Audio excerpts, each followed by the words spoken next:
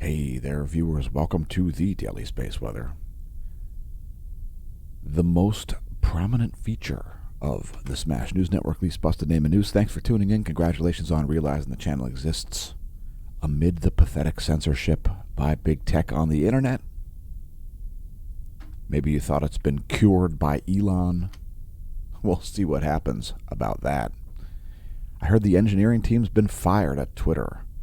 All right, so what we're looking at here is the northeastern quadrant of the closest star. And thanks for stargazing with us. We've got some growth of new sunspots up here in the northeasternmost quadrant. Well, you'll be able to see it great in the SDO intensity gram from yesterday plus today. Significant growth there. Small sunspots becoming medium-sized sunspots. We've got some groups setting down here. The most likely place to see major flares, I believe, is up here.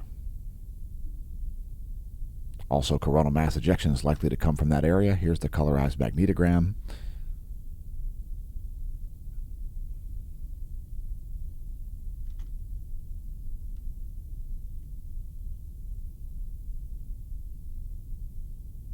And let's briefly talk volcanoes. Looks like a downtick in volcanic activity overall here. Suwanosejima exploded, though, produced a 9,000-foot ash plume. Manam showing back up on the list. 5,000-foot ash plume from Manam, flight level 050. 20,000-foot ash plume over Popocatépetl, located in central Mexico. Also some volcanic tremors happening there, and a growth of a small lava dome as magma rises into it. Flight level 200 over central Mexico from Popocatépetl. Down in Central America, we've got Fuego in Guatemala exploding, flight level 150. Sangre exploding, flight level 220. Revenador exploding, flight level 190. And Sabancaya exploding, flight level 220. 22,000-foot ash plumes are not to be pole vaulted. Please do not pole vault the caldera. Next, looking at seismicity here. And we may have we may have a foreshock. Let's hope not. Largest quake of the past 24 was this 5.8 off the coast of Santiago, Chile. And we did see some foreshocks leading up to that 5.8, which came in at 9:46. Oh, 0 dark 09. So just after midnight Universal Time this morning. We did see some pre-earthquake indicators leading up to that, aka smaller earthquakes. So there you can see a 4.5, a 4.7.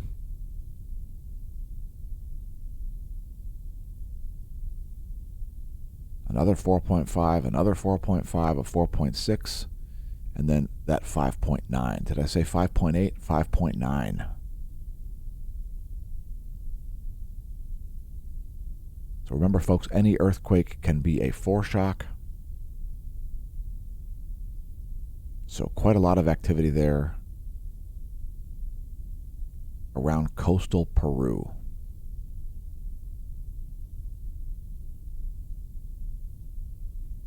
Perhaps calming down here as we do see a bunch of aftershocks there, dropping down to a 4.6, the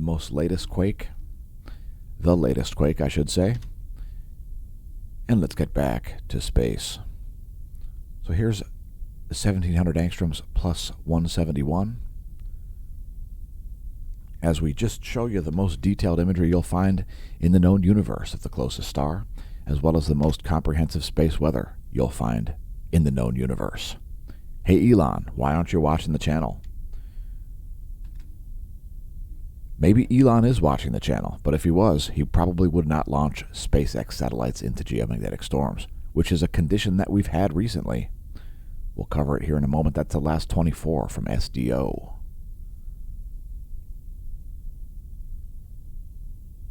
I would expect the radial flux to continue to tick up here.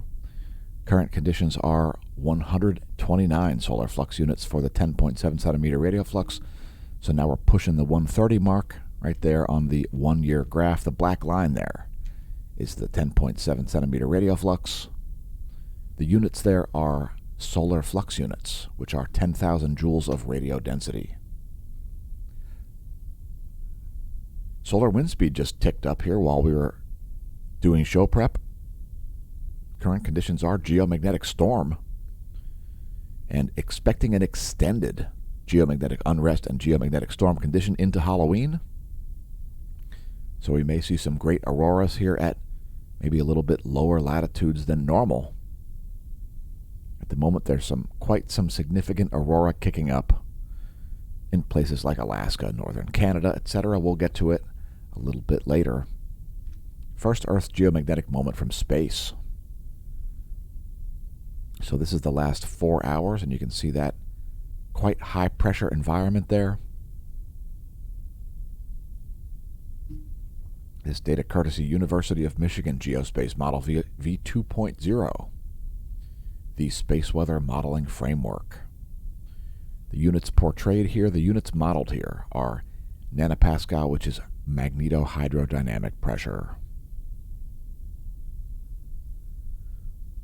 So that's Earth's magnetic moment from space. Here's Earth's magnetic moment from the ground. This will show you the most likely places to see aurorae. Also the most likely places to see pipeline, rail line, and power line induction.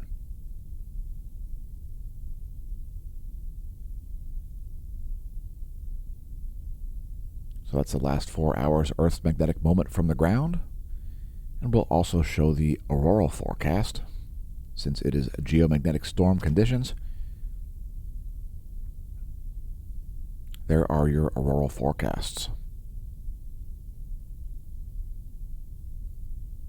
So we're expecting to see some quite spectacular imagery here. We'll be sharing that on Twitter in the coming days. Make sure you follow us on Twitter if you haven't gotten an account over there yet. I guess everybody who's been banned is coming back. All the permanent bans are going to be lifted, I'm told. Twitter.com/smashomash. Current conditions are KP5, planetary index at 5. So minor geomagnetic storm conditions showing up here already because of a coronal hole high-speed stream, and I'm expecting additional pulses here. So we never really saw the density get up very high. I'm kind of surprised by that. I'm expecting to see some additional activity here in the solar wind density. Current conditions are about 11 protons per cubic centimeter. Current solar wind speed pretty high here, so 603 kilometers per second there. That's a pretty fast solar wind speed. Next, looking at your GOES magnetometers. The GOES 16 and GOES 17 there from their geosynchronous orbits. They're located at like 22,000 miles of altitude. That is way up there in the outer Van Allen belt. And some pretty low readings showing up there recently, and you can expect to see these remain pretty spiky and sawtooth looking over the next few days as that coronal hole wind stream continues. Next, we'll look at the heliospheric current sheet, and I'm expecting a south pole current sheet to accelerate this way because we've got mainly solar activity in the northern hemisphere at the moment. So don't be surprised to see a south pole current sheet popping up over there by stereo A, which is represented by this little plus sign right here. That's stereo A, there's Earth, and there is stereo B at Lagrangian point 4. Here's our solar line of sight plot. What's interesting about this is we've got most of the north solar polar field pointed toward Earth. This also shows the sun's B field in blue, the solar magnetogram, and let's move to coronal holes, as this will become more evident in the coronal hole view. So part of the north solar polar field still hanging out here around the north heliographic pole. But we've got lots of field migration happening here. Again, most of the north solar polar field pointed at Earth at the moment. Let's move to the SDO 211 angstroms wavelength. Those are all North Pole oriented coronal holes. There are all those dark regions. Those are regions that are very lacking in one ionic species of iron. The 211 angstroms wavelength is a very specific band of the extreme ultraviolet spectrum. Not visible from Earth, only visible from space. And let's move to sunspots.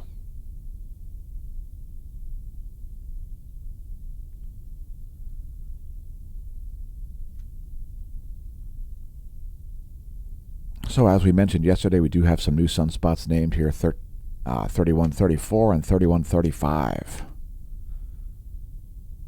We have seen rapid growth of 3135. Also maybe some additional activity there rising behind that. So lots of stuff going on in the northeastern quadrant. Most likely place to see a major flare, I believe, is from up there. There's still a huge amount of plasma suspended by the magnetic fields. And speaking of magnetic fields, here's the SDO magnetogram for the past 24 hours. Yes, SDO magnetogram. And let's switch to the intensitygram. SDO continuum, rather. We're going to switch.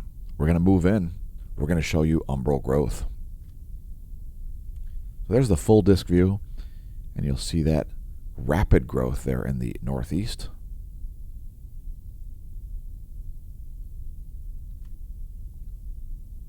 Here's a close-up.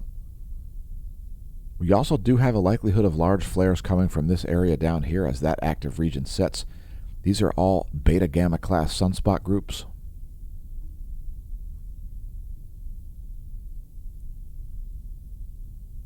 And let's do an extreme close-up of the northeastern limb.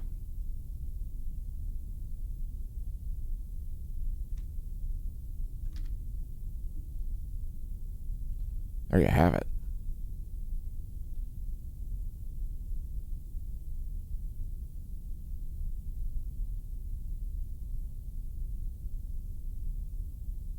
Nice. And let's go to X-rays. First, the proton flux. No spikes in the proton flux. And a minor increase here in the X-ray profile. And we did see a little flare there right as we started to do the show. A C1.95 class flare happened there. And if you want to leave comments directly to the sun, make sure you leave them in our comments. I'm not sure if the sun is egotistical enough to watch our videos. But again, it is the most detailed imagery and space weather you'll find in the world. So there is 94 angstroms. It's good at showing solar flares. And again, it looks like there is quite a bit of activity here brewing in the northeastern limb.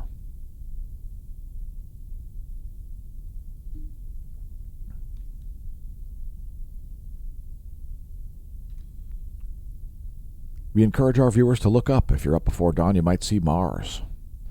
Up there near the galactic plane, that's the blue line. The yellow line is the ecliptic.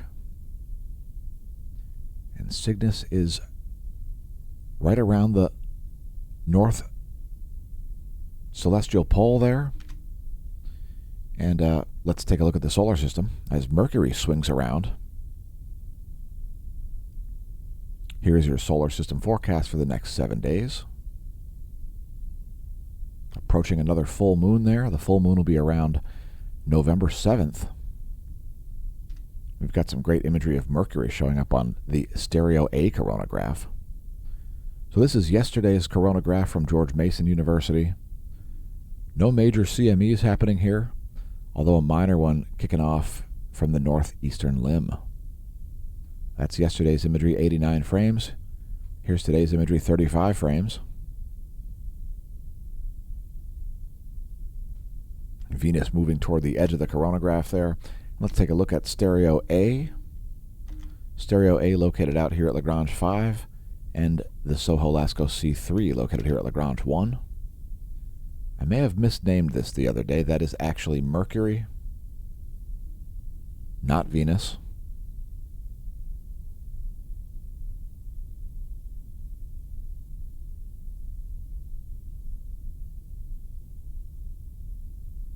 And we do have a comet diving in down here. Bring this back. You can see this comet.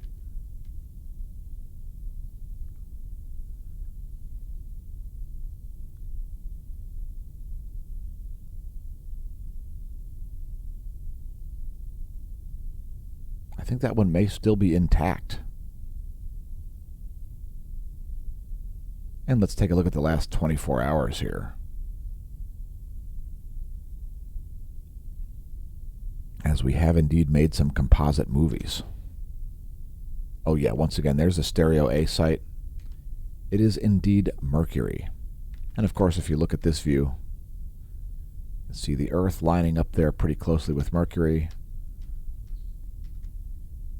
And here's the last 24. SDO plus Venus, plus the Soho Lasco C2 and C3. And when we zoom out, you'll see that comet there. It might still be intact.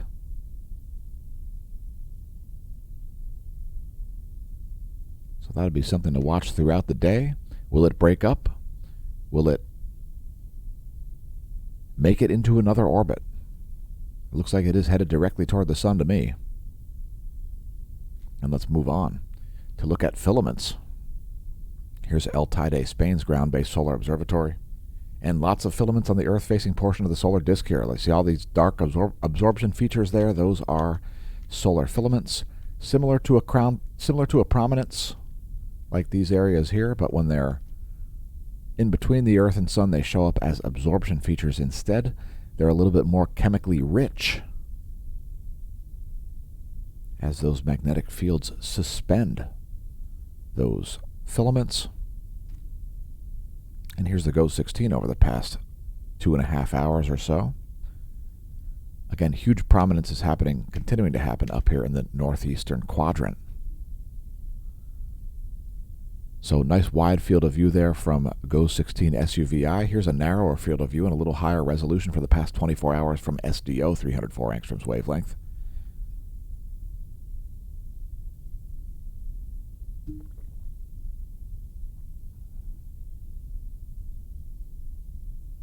And it's about time to move to the bonus of features. Starting out with the satellite's community dashboard.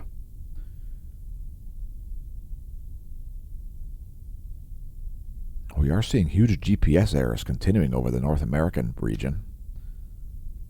And here's the satellite's community dashboard. Some significant charging hazards there over the Caribbean, Northern South America, Central America, and Mexico. More minor charging hazards there in the Central Pacific. Those surface charging hazards caused by low energy electrons building up on spacecraft. GOES electron flux here remaining cratered, as is typical of coronal hole high-speed streams. There's the NOAA forecast, and I would expect these to remain down low for the next couple of days. As it's going to take a couple of days for that coronal hole high-speed stream to subside, we may see some even increased pulses. I'm expecting another density wave to show up from the coronal hole high-speed stream, so we'll have to see what happens there. There's the 1-year graph of the relativistic electrons, the greater than 2 mega electron volt electron fluence. And let's take a look at the ionosphere. The F flare located at about 300 kilometers of altitude. Here's one slice of the bridge between Earth and space.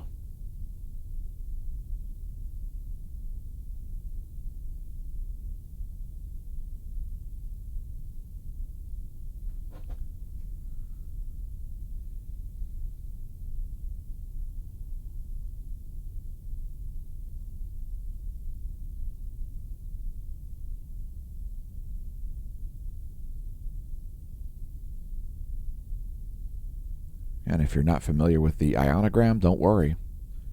We'll show the anomalygram as well. So here's anomaly in megahertz from a 30-day median. Megahertz being millions of vibrations per second.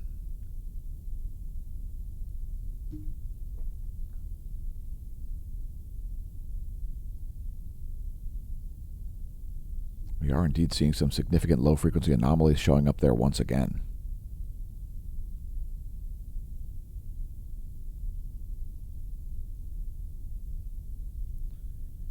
And let's pause it on the latest frame. There's 1015 universal time ionogram and 1015 universal time anomalygram. Next, the total electron content forecast. And you're going to see the likelihood of huge errors continue over the North American continent. GPS errors are most common around the equator at noon, but sometimes we get electrons a bit out of place, as we're seeing here over the North Atlantic, North America, Northern Canada especially. And these might actually get even more extreme here, as we typically do see less organized electron belts during coronal hole high-speed streams.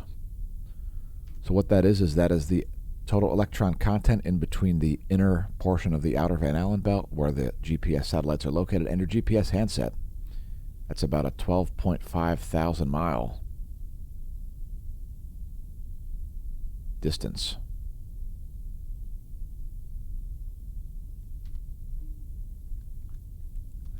And let's see what's going on with sunspots.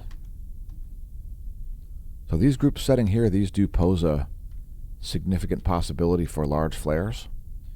Do we have new sunspots in the southeast? Well, no, we don't. How about in the northeast? Nothing showing up there yet. Although we do see some magnetic fields rising there. That is just a plage so far, but it is a huge South Pole-oriented magnetic region there. There's the rock back.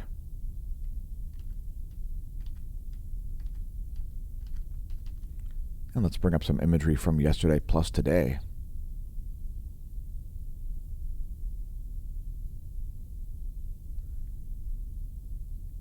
Three wavelengths of ionized iron there from the SDO, as it is time to move to meteorology. So we're going to do a little meteorology segment here. First, take a moment to press like and subscribe if you enjoy the content. Tell your friends and foes about us. It is only the most detailed space weather you'll find anywhere in the known universe. Welcome to the Neo Renaissance. In 2019, a crack YouTube unit was sent to social media prison for a crime we didn't commit. We promptly escaped a maximum security social media stockade into the internet underground, where we survive as producers of fortune. If you have a problem, if no one else can help, and if you can find the content amid the pathetic big tech censorship, maybe you can hire the Smash Team. Oh, you certainly can. And check the links on the homepage as well.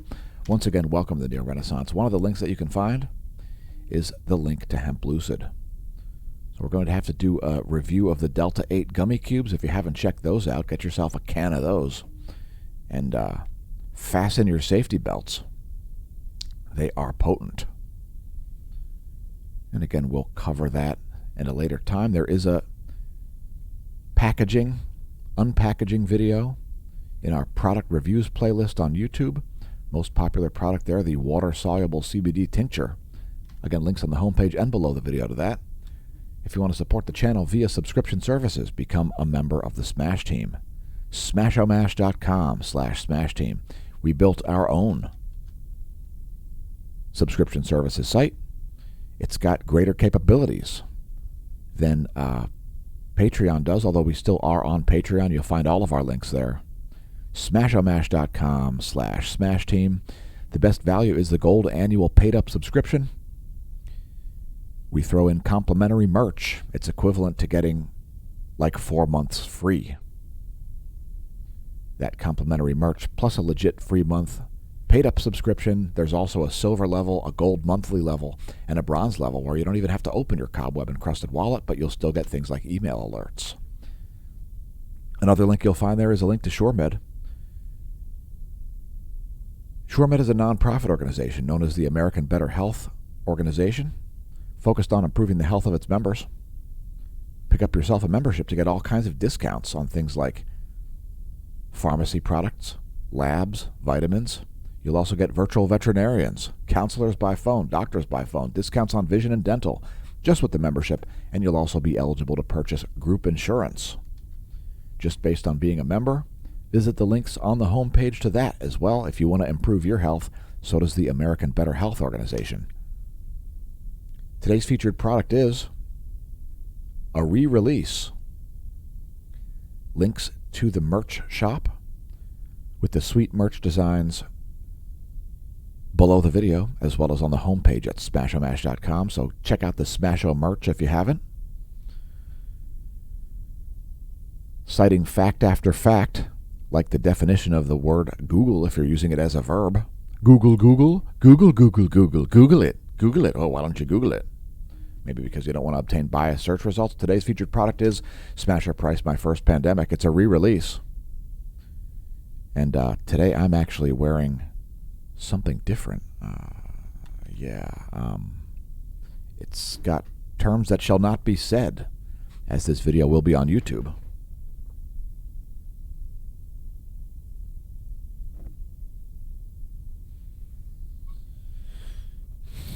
Congratulations on surviving a global pandemic. So far. Get yourself a souvenir.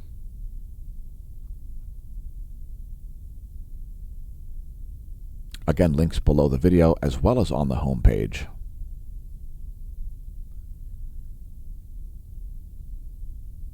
Not only congratulations on surviving a global pandemic, so far, congratulations on realizing that the channel exists.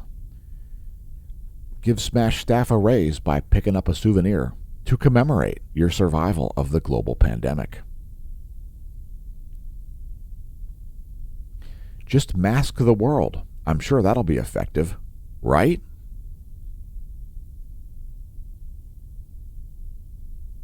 Lots of different products available with that design. And don't forget to press like and subscribe if you enjoy the content on YouTube. Perhaps we're not putting up enough disinformation, propaganda, and nonsense to be above, 2.6K subs? 2,600 subscribers? YouTube assures us that they're recommending the content. It's only the most detailed space weather you'll find anywhere. You'll also find playlists. If you click on playlists, make sure you check out our community posts also. We'll be posting more music videos, perhaps with a Halloween theme in the coming days. And of course, sharing other interesting content and posting zero propaganda. Press like, press subscribe, press share, leave a comment, tell your friends and foes about the channel, and let's move into the realm of meteorology. So as we transition from space to Earth weather, check it out, we've got some aurora here. Nullschool.net, one of the many features is the auroral oval. These are the most likely places to see aurora at the moment. Moving into places like northern Siberia and Alaska. Also some possibility in southern New Zealand and Tasmania to see the aurora. And let's switch to meteorology. So these are the jet streams of the eastern world. Looks like some very cold air showing up there in southwestern Australia. Some Antarctic air blowing over the Southern Ocean. Here are the surface winds of that side of the planet. Here are the surface winds of North America and South America, the Western world, the Americas. Jet streams are looking like this. I've got an upper level low here over northeastern Texas. Jet streams of the central world depicted here. And here are the surface winds. Shout out to our viewers from all around the world. Who knew we'd make so many friends by putting up so many facts? So as the sun rises over the Atlantic Ocean, it is still dark over most of the United States, including here. Maybe you can see the sunrise over Cadillac Mountain, Maine at this point. Drop us a line if you've ever visited Cadillac, Maine. Send us a comment. Let us know about that. Croissant Earth depicted here as an oblate spheroid. Next, our weather.gov map. We've got some freeze warnings there in places like southern New York. Also some frost advisories there. Not a lot of weather alerts, but if your county is lit, click your county or the area where you're sailing to get your weather alerts. That's weather.gov. And let's do a forecast here for pressure and precipitation. So this data from tropicaltidbits.com. This is the GFS. It's the GFS model for the next 72 hours, pressure and precipitation. So we are expecting some extreme weather to kick up here in northeast Texas, moving into Arkansas. That is for today. Also some heavy wet snow there showing up in both Washington and a bit in Oregon in the next 3 days. Again, that's your GFS 72-hour pressure and precipitation forecast. And let's move on. And here's your pressure situation right now. Let's show the whole world. Australia dominated by low pressure, and some heavy low pressure cells, actually some light low pressure cells in the Southern Ocean. Here's one just east of the Drake Passage. One of the craziest places in the world right here. The Drake Passage, yes. The portion of the world where the Atlantic and Pacific Oceans endeavor to seek static equilibrium. And let's continue on. So we saw quite a significant lightning storm here in the Gulf of Mexico over the past about 10 hours.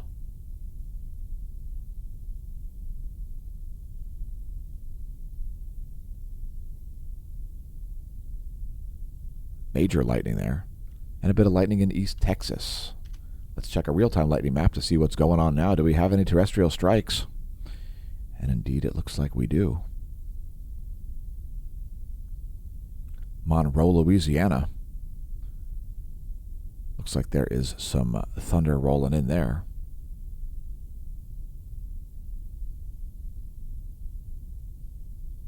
And next time you hear thunder, check out lightningmaps.org. You might be able to forecast thunder, convince the natives that you're Thor or Odin or Zeus or something like that. It's all in good fun. Next, the full 50-state view here of Doppler radar. We're going to focus on the lower 48 for the remainder of the video here. You can see that strong storm there moving into Arkansas as we speak. Here is the shortwave radiation map showing clouds and fog. It's 3.9 nanometer infrared radiation satellite, part of the NASA GOES interactive weather satellite suite. And here's water vapor showing all the water vapor, not just that which is condensed onto clouds. And heavy rains happening there in the Gulf. You can see all that water vapor vanishing. That's because it fell as precipitation. And we've got a constrainment here. We've got a low pressure surrounded by relative high pressure, depicted up here by this dry mass of air. That's all high pressure, comparatively speaking. Remember, folks, dry air is more massive at a given temperature and pressure than moist air because of the molecular mass of nitrogen versus water vapor. That's your meteorological tidbit of the day. Here's your recap. U.S. Doppler radar for the lower 48 of ALSA, the allegedly United States of America. Here is clouds and fog from the NASA GOES interactive weather satellite suite. And there is water vapor. Hopefully that clears things up for you. Thanks for tuning in to the Daily Space Weather and the Smash News Network, Least Busted Name of News. I've been your host, Dan, a.k.a. Smash-O-Mash, signing off from the Smash News Network, Least Busted Name of News, and may that solar wind be at your back. Opinions expressed in this video, not necessarily the opinions of Smash News Network, Least Busted Name in News.